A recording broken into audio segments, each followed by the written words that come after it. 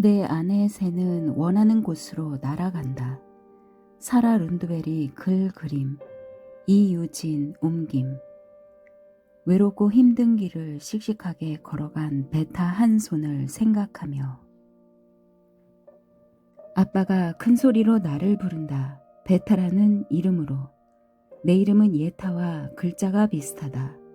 예타는 스웨덴어로 마음이라는 뜻. 나는 일부러 못 들은 채 한다. 내 온몸을 한껏 웅크리면 잠자는 새처럼 보이겠지. 언젠가 내가 진흙으로 만든 새처럼. 나는 그 새를 엄마에게 드리고 싶다. 내가 새라면 나는 날아갔을 거야. 마을에서 훌쩍 벗어나 머나먼 곳으로. 내가 나일 수 있는 곳으로. 아무도 나를 소리쳐 찾지 않고 스스로 나를 소중히 여길 수 있는 그런 곳으로. 너는 그렇게 떠날 수 없어. 율리아 언니가 말한다.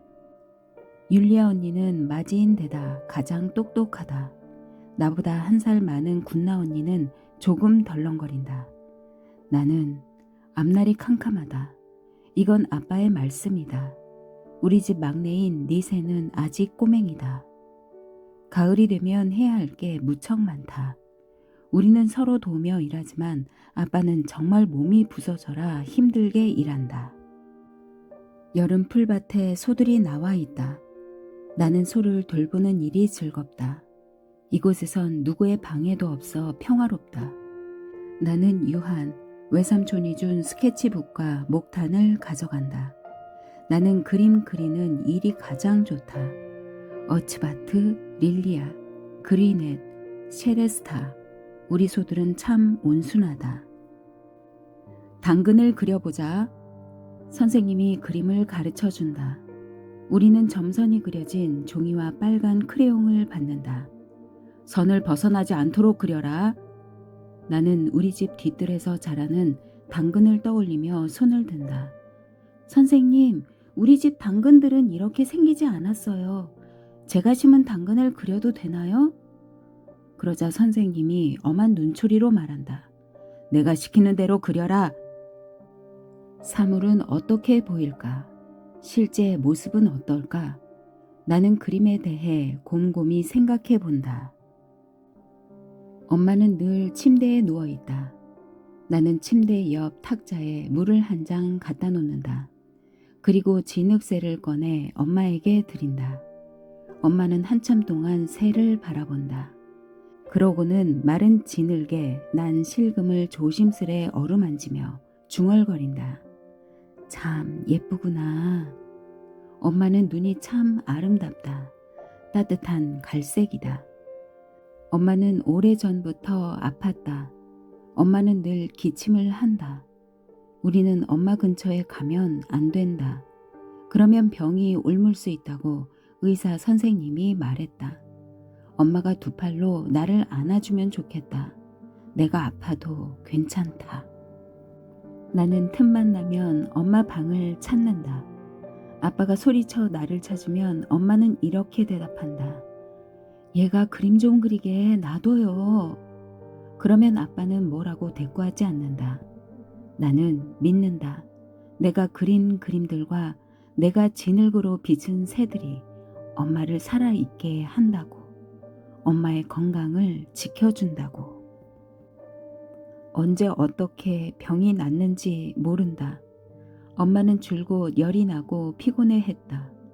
연신 기침까지 하게 되자 의사 선생님은 폐결핵이라고 진단했다. 흉측한 검은 점들이 엄마의 폐를 채우고 있었다. 누군가 목탄을 가지고 폐에 들어가 있는 것처럼. 내가 어릴 때 엄마는 요양원에 가 있었다. 요양원은 햇볕이 따뜻하고 공기가 신선한 숲속에 있다. 나는 유한 외삼촌 집으로 가야 했다. 아빠가 나를 돌볼 수 없어서였다. 나는 엄마를 찾으며 울었다. 외삼촌이 가엾다는 눈길로 내 손을 잡고는 편안하고 집에서처럼 좋은 냄새가 풍기는 방으로 갔다. 그 방에 있으면 엄마 생각이 거의 나지 않았다. 나도 그림을 그리긴 했지만 대부분은 보는 편이었다.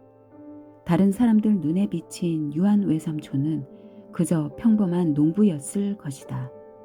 하지만 내게는 너무도 멋진 그림을 그려내는 요술쟁이였다. 우리는 이따금 의사 선생님에게 검진을 받는다. 기침 한 번에도 수백만 마리 세균이 퍼진단다. 나는 의사 선생님이 조금 무섭다.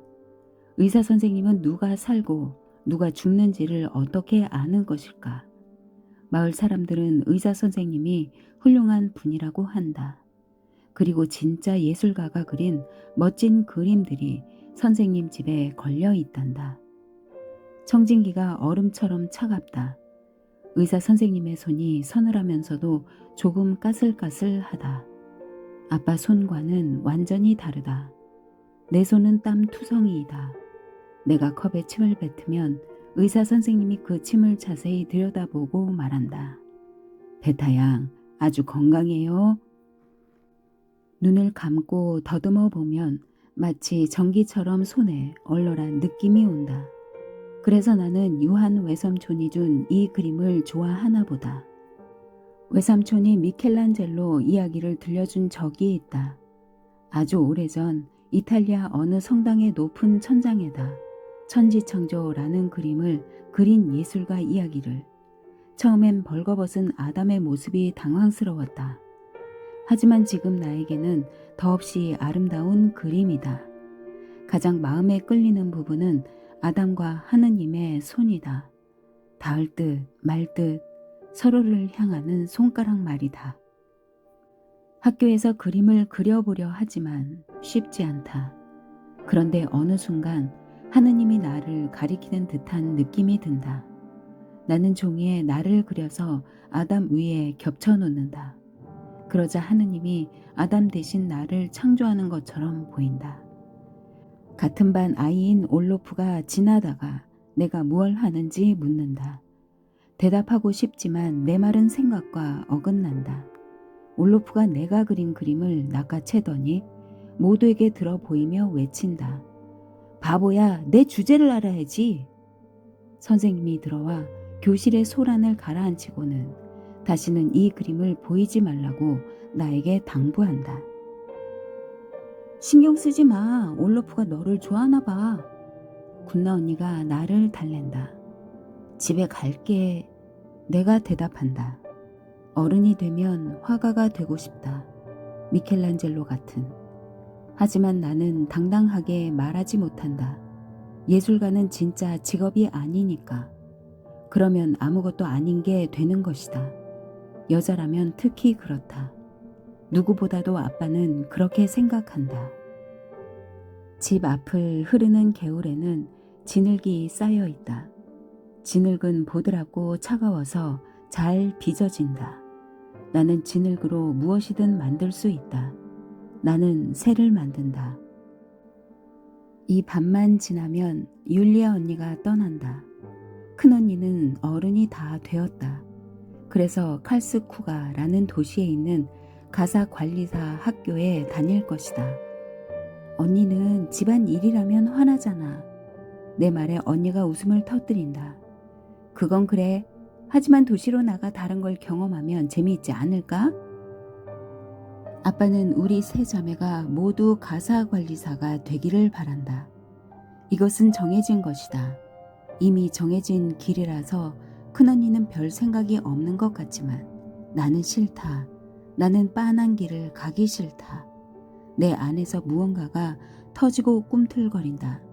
어디론가 달려가서 숨고 싶다. 가끔은 내가 동물이면 좋겠다. 날씨가 추워지면서 개울에 얼음이 얇게 얼었다. 진흙을 퍼 오기가 힘들다. 어쩌면 잘된 일인지도 모른다. 큰언니가 떠난 빈자리를 채워야 하니까. 아빠는 가장 먼저 일어나서 벽난로에 불을 지피고는 나를 깨운다. 나는 서둘러 우유를 짜야 한다. 그리고 학교로 달려가기 전에 잠시 시간이 나면 엄마에게 간다. 엄마는 밤에도 좀처럼 잠을 자지 못한다. 쉬지 않고 기침을 한다. 오늘 율리아 언니의 편지가 왔다. 영화관과 무도장. 그리고 새로 사귄 친구들 이야기가 담겨 있다. 정말이지 흥미진진하다. 엄마에게 편지를 읽어주려 가는데 엄마 방에서 의사 선생님 목소리가 들린다. 조심스럽게 방안을 들여다보니 엄마가 내 그림을 보여주고 있다. 의사 선생님은 그림들을 유심히 들여다보면서 칭찬을 한다. 부끄러움에 얼굴이 달아오르면서 나는 살그머니 그 자리에서 벗어난다. 의사 선생님 말씀이 가슴에 댄 양털 가죽처럼 따스하다. 아빠에게도 이야기하고 싶다. 의사 선생님이 본 것을 아빠도 보았으면. 의사 선생님은 제가 재능이 있대요. 고등학교를 마치고도 계속 공부를 하래요. 예술가가 되라고요. 의사 선생님이 병에 대해서는 잘 알겠지. 하지만 우리 딸의 장래에 대해서 무얼 알겠니? 가만히 들여다보면 하느님의 등 뒤에 하와가 있다. 자기가 만들어질 차례를, 자기도 눈에 보이기를, 생명을 얻기를 기다리고 있다. 나도 가끔은 무엇인가를 기다리고 있는 듯한 느낌이 든다. 하지만 거기에 이르려면 내 소망을 비밀로 해야 한다. 침묵해야 한다. 내가 누구인지를 정면으로 보이지 말아야 한다. 목사님이 구약 성경의 창세기를 읽고 있다. 하느님이 천지 만물을 창조하실 때 7날이 걸렸다. 아담을 만드셨고 외로운 아담이 측은하여 아담의 갈빗대로 하와를 만드셨다. 나는 달달 외울 수 있을 만큼 이 이야기를 많이 들었다. 이 이야기는 하와가 모든 걸 망치는 것으로 끝난다. 하와는 하느님 말씀을 어긴다. 먹지 말라는 열매를 먹을 뿐더러 이 열매를 먹으라고 아담을 꿰어낸다. 그러자 하느님이 무섭게 화를 내신다. 배가 살살 아프다. 엄마는 또 힘든 밤을 보냈고 아빠는 녹초가 되었다. 잠이 드신 걸까? 다른 사람들에게 들릴 정도로 아빠가 한숨을 내쉰다. 가끔씩 저녁이면 살그머니 집 밖으로 나온다. 아무도 모르게 의사 선생님 집으로 간다. 문을 두드리려는 건 아니다. 나에겐 그럴 배짱이 없다. 의사 선생님이 안락의자에 앉아서 파이프 담배를 피우며 책을 읽고 있다. 의사 선생님이 나를 보게 되면 나는 죽고 싶을 것 같다. 벽에는 그림이 걸려 있다. 바라보기 힘들 정도로 아름다운 그림들이다. 저런 그림들을 그린 사람이 있다니. 그림자가 없는 날이면 엄마가 조금 나아진 느낌이 든다. 엄마가 커피를 마시려고 침대에서 일어난다. 옷을 차려입고 머리를 단정히 한다. 이런 모습은 참 오랜만이다. 커피를 마시고 나서 엄마는 반지꼬리를 꺼낸다. 졸업식 때 입을 드레스 때문에 나는 마음이 복잡하다. 내가 그린 그림대로 엄마가 드레스를 만들기 시작한다. 내가 입을 드레스가 조금씩 모습을 갖추어 간다. 우리 딸이 졸업식장에서 가장 아름다울 거야. 엄마가 옷감을 쓰다듬으며 말한다. 허리끈을 꿰매어 달다가 엄마가 기침을 터뜨린다. 사정없이 깊은 기침이다. 엄마 입에서 피가 나와 드레스를 적신다. 군나 언니가 손수건을 가지고 달려온다. 좀 쉬어야겠구나. 엄마는 입에 손수건을 대고 자리에서 일어난다. 언니와 내가 엄마를 부축한다. 베타야, 드레스 걱정은 하지 마라. 엄마 목소리에 힘이 없다. 핏자국은 빨아서 지울게. 엄마 몸에 이상이 생긴 게 분명하다. 다시 피가 흘러나온다. 검붉은 피가 그치지 않는다. 엄마를 아는 아빠가 그 피를 뒤집어 쓴다. 의사 선생님에게 전화했지만 집에 없다. 군나 언니가 간호사를 부르러 뛰어나간다. 나는 집에 남아 있을 수밖에 없다. 무슨 까닭인지 모르지만 다음날 아침에 엄마가 돌아가셨다. 엄마 방으로 들어가자 예전과 다른 느낌이 든다. 엄마의 몸은 방에 누워있다. 자는 것처럼 보인다. 하지만 엄마는 이제 없다. 마지막 인사를 하려는 사람들이 엄마 방을 가득 채운다. 내가 있을 자리가 없다. 손가락 끝이 하얘질 정도로 춥지만 나는 아랑곳하지 않는다. 그때 무엇인가 다가온다. 조용히 멈추고 나를 바라본다. 아름다운 갈색에 다정한 눈으로. 율리 언니가 서둘러 집으로 왔다. 우리는 의사 선생님의 지시대로 엄마 방을 청소한다. 침대볼을 태우고 물건들을 내다 버린다. 물걸레로 훔치고 박박 문지른다. 엄마가 돌아가셨다. 그래도 병은 살아있다. 구석에 쌓인 먼지 속에, 안락 의자의 덮개 밑에, 어쩌면 쓰다만 옷감 안에서 졸고 있을지도 모른다. 혹시 내 안에도 병이 있을까? 내 그림들은 유치하다. 칙칙하다. 진흙새는 말라서 부스러졌다. 이젠 엄마도 없다. 내 그림들과 진흙새가 엄마를 건강하게 해줄 것으로 믿었다. 그런 어리석은 생각이 다 있을까? 그림들과 진흙새를 버려야겠다. 내 손으로 만든 것이니 상관없다. 다시 검진을 받는다. 내가 다음 차례인데 진료실에서 큰 언니가 좀처럼 나오지 않는다. 왜 그러지? 니새가 팔다리를 버둥거린다. 집에 가고 싶은 것이다. 나도 집에 가고 싶다. 의사 선생님이 집중하고 있다. 두드리고 누르고 소리를 듣는다. 검진을 마치더니 지금 내 상태를 묻는다. 괜찮아요. 너무 슬퍼하면 병이 날 수 있어. 이제 앞을 봐야지. 네. 이 말을 나는 집어삼킨다. 곧 졸업하겠네. 졸업하면 뭘 할 거니? 내 마음속의 소망을 이야기하고 싶지만 용기가 나지 않는다. 나는 집에 할 일이 많고 아빠도 농장 일손이 필요하다고 대답한다. 공부를 더 할 생각은 없니? 의사 선생님이 묻는다. 마음과 달리 나는 고개를 젓는다. 아빠는 제가 여기 있기를 원하세요. 얼마나 시간이 지났는지 모르겠다. 하루하루 지나간다는 것밖에는. 아빠는 마을 아저씨들과 밭에 나갔다. 나는 난로 앞에 서 있다. 완두 수프가 보글보글 끓고 있다. 다들 일을 마치고 배가 고프다면서 들어올 것이다. 나는 지금 상을 차려야 한다. 니새를 깨워 밥을 먹여야 한다. 마룻바닥을 쓸어야 한다. 하지만 얼어붙은 듯 나는 난로 앞에 서 있다. 눈을 감는다. 그러자 엄마가 보인다. 내가 작아진다. 엄마는 따뜻하다. 문득 어떤 생각이 머리에 떠오른다. 어떻게 그럴 용기가 났는지 모르겠다. 다들 화를 내겠지. 나는 책을 한 권 가져와서 난로를 등지고 식탁 의자에 앉는다. 타는 냄새가 곧 집안에 퍼진다. 누군가 나를 소리쳐 부르지만 나는 못 들은 척한다. 아빠가 내 앞에 서 있다. 아빠가 내 손에서 책을 잡아 챈다.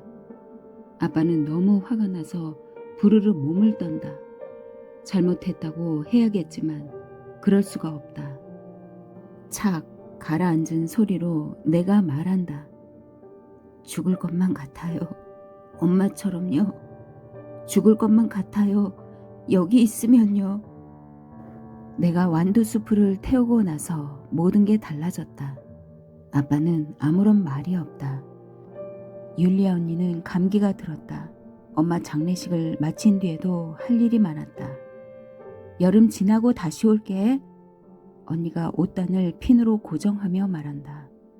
언니가 간절하다는 게 느껴진다. 나도 곧 졸업이다.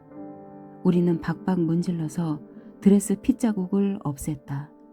그래도 자세히 보면 아주 희미하게는 보일 거다. 이것 말고는 드레스가 깨끗하다. 언니가 나를 바라본다. 아, 정말 곱구나. 언니 말투가 엄마를 빼닮았다. 나는 살그머니 집 앞 개울로 나간다. 진흙이 물 밑에서 빛나고 있다. 나도 모르게 진흙이 제 모습을 빚어낸다. 저절로 그렇게 되고 있다. 갑자기 손바닥에 움직임이 전해진다. 작은 새의 심장이 두근거리기 시작한다. 날개가 돋아나려 한다. 너무 세게 움켜쥐고 있는 것 같아서 나는 손바닥을 폈다. 그러자 진흙새가 날아오른다. 집에 들어와 보니 아빠가 부엌에 앉아있다. 아빠는 몹시 나이 들어 보인다. 내 그림들을 손에 들고 있다. 내가 버린 그림을 모아 놓은 걸까? 아빠가 그림들을 조심스럽게 넘기다가 나를 올려다 본다. 얘야, 의사 선생님과 얘기해 보았다.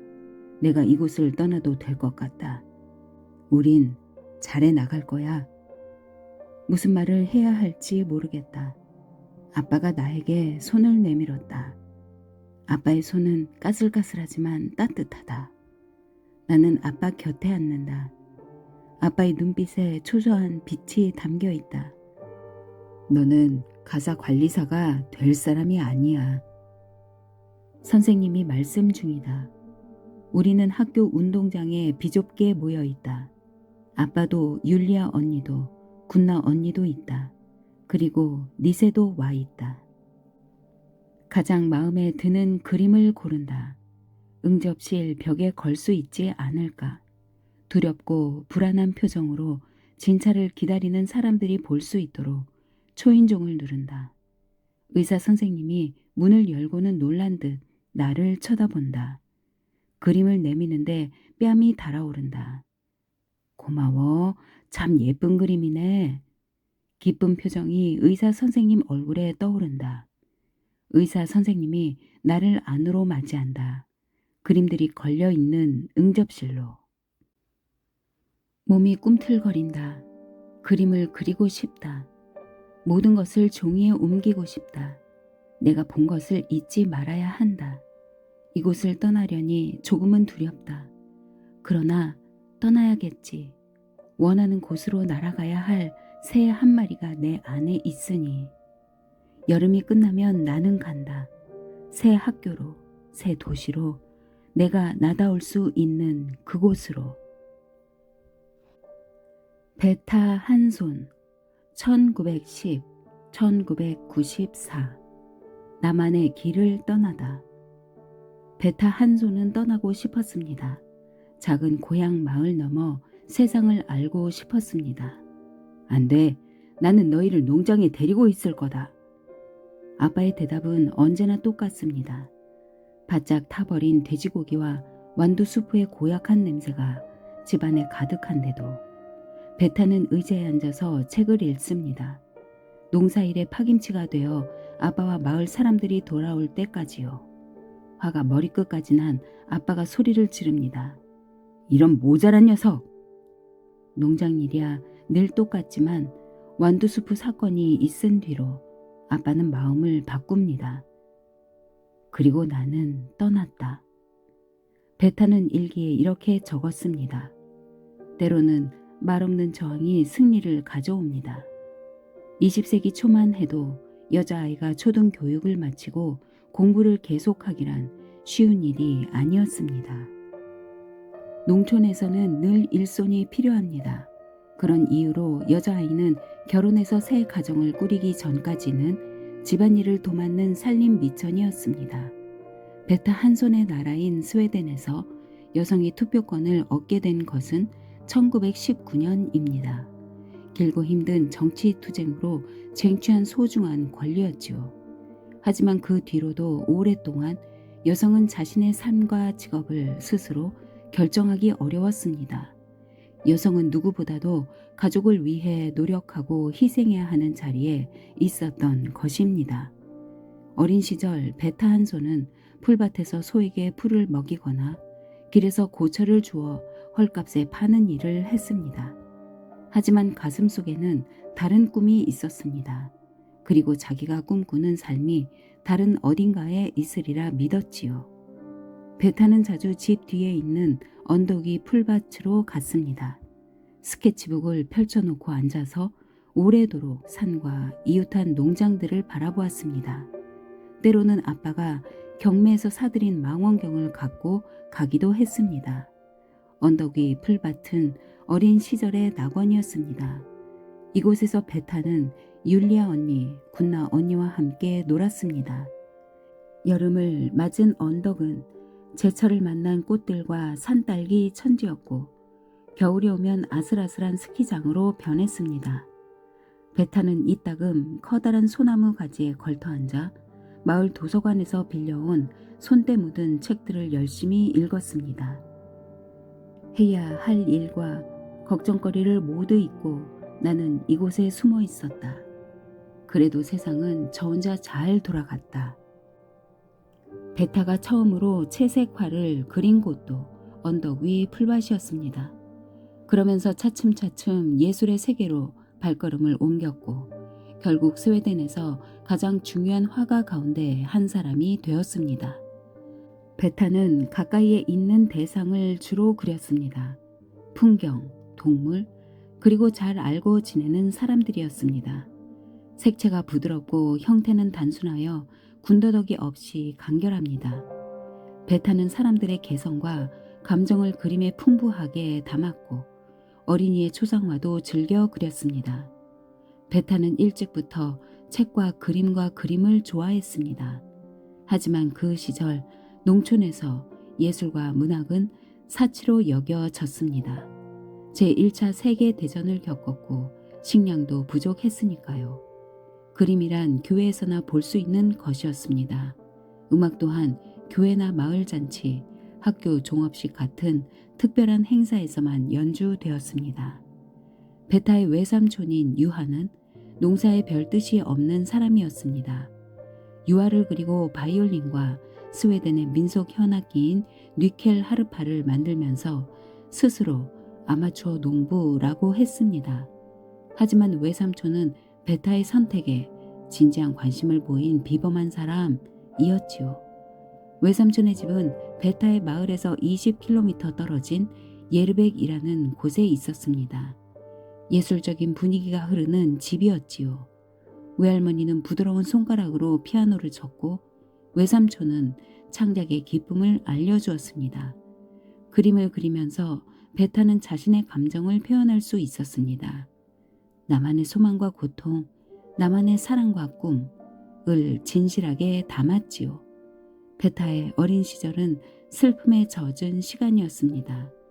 어머니는 베타를 낳고 나서 폐결핵에 걸렸습니다. 그 시절 스웨덴에서 전염성 폐결핵은 무척 흔한 질병이었습니다. 가난한 사람들과 겨울이 긴 북부 스웨덴의 농촌 사람들이 많이 걸렸습니다. 베타의 어머니는 숲속의 결핵 요양원에서 치료를 받았습니다. 신선한 공기가 건강을 회복하는데 도움이 된다고 여겼기 때문입니다. 베타의 인생에서 가장 행복한 순간은 어머니가 요양원에서 몇 달 지내다가 집으로 왔을 때였습니다. 그러나 전염될 위험 때문에 베타는 어머니를 껴안으면 안 되었습니다. 나는 어머니를 사랑했다. 어머니는 우리 가족 가운데 유일하게 나를, 그림에 대한 나의 의지를 이해해 준 분이었다. 그토록 다정했던 어머니는 베타가 공부를 하러 고향을 떠나기 한 해 전에 세상을 떠났습니다. 그러고 나서 2년 후에 큰 언니 율리아도 어머니와 같은 운명의 길을 갔습니다. 그림에 대한 소망은 더없이 뜨거웠지만 그것은 험난한 과정이었습니다. 그림을 시작하고도 베타는 숱한 어려움을 겪었습니다. 그 시대는 아직도 여성 예술가에게 문을 열지 않았습니다. 내 안에 들어온 현실의 작은 부분들을 표현하고 싶은 열망이 나날이 커진다. 프레드리카라는 시골 마을에서 교사로 일하던 베타는 일기에 이렇게 적었습니다. 베타는 미술학교에 진학하고 화가가 되기를 바랐습니다. 하지만 아버지가 강하게 반대했습니다. 초등학교 교사는 여성의 직업이 될 수 있지만 예술가는 아니라는 것이었습니다. 선생님으로 바쁘게 일하다가도 잠시 틈이 나거나 휴일이 되면 베타는 붓을 잡았습니다. 아이들이 그림의 대상이었습니다. 베타는 아이들의 몸짓과 언어, 얼굴과 감정을 연구했습니다. 겉으로 보이는 모습보다는 그 안에 담긴 것을 드러내고자 했지요. 베타는 반 고흐와 마네, 모네 같은 유명한 화가들에 대한 책에 빠져들었습니다. 모든 것이 계시 같았다. 고 베타는 회상했습니다. 베타는 도시에서 열리는 전시회를 보러 가고 예술에 대한 열정을 나눌 친구들을 찾고 잠시 스톡홀름의 미술 학교에 다니기도 했지만 다시 프레드리카로 돌아왔습니다. 아무도 모르게 베타는 자신만의 예술 세계를 만들어 갔습니다. 베타는 그림들을 대부분 작은 창고나 침대 밑에 숨겨놓았지만 자신의 그림을 다른 사람에게 보이고 싶은 열망은 강했습니다. 베타가 프레드리카로 온 지 어느덧 7년이 흘렀습니다. 어느 날 작가이자 화가인 엘사 비에르크만 골드슈미트가 학교를 방문했습니다. 교실로 들어선 엘사는 진지한 표정의 아이 얼굴을 부드러운 색채로 표현한 그림을 보고 놀랐습니다. 정말 대단하네요. 선생님은 어디에서 이렇게 좋은 그림을 구했나요? 제가 그렸습니다. 베타는 잘 간직해 두었던 다른 그림들도 꺼내왔습니다. 엘사는 자기 친구들에게 보여주겠다며 그림 몇 점을 스톡홀름으로 가져갔습니다. 그날 밤 베타는 일기에 이렇게 썼습니다. 내가 사는 시골 마을에서 믿을 수 없는 일이 일어났다. 이듬해인 1943년 베타 한 손의 첫 개인전이 스톡홀름의 화랑에서 열렸습니다. 유화 60여 점이 소개되면서 이름이 널리 알려졌습니다. 하지만 베타는 스톡홀름에 남지 않고 고향 마을인 함메달로 갔습니다. 늙으신 아버지를 돌봐야 했고 농장일도 맡아야 했습니다. 몇 년 뒤 스톡홀름에 무료 작업실이 생기자 잠시 마음이 흔들리기도 했지만 그래도 베타는 아버지와 고향을 택했습니다. 그런데 넓은 세상으로 나가서 마음껏 꿈을 펼치라며 이번엔 아버지가 등을 밀었습니다. 베타는 파리로 가는 기차표를 끊었습니다. 책에서만 보았거나 상상했을 뿐인 예술 작품들을 눈으로 직접 보기 위해서였지요. 그날 일기에 베타는 이렇게 썼습니다. 내 안의 새는 날개를 펴고 원하는 곳으로 날아가리라. 알렉산드라 순두크 비스트 기자, 작가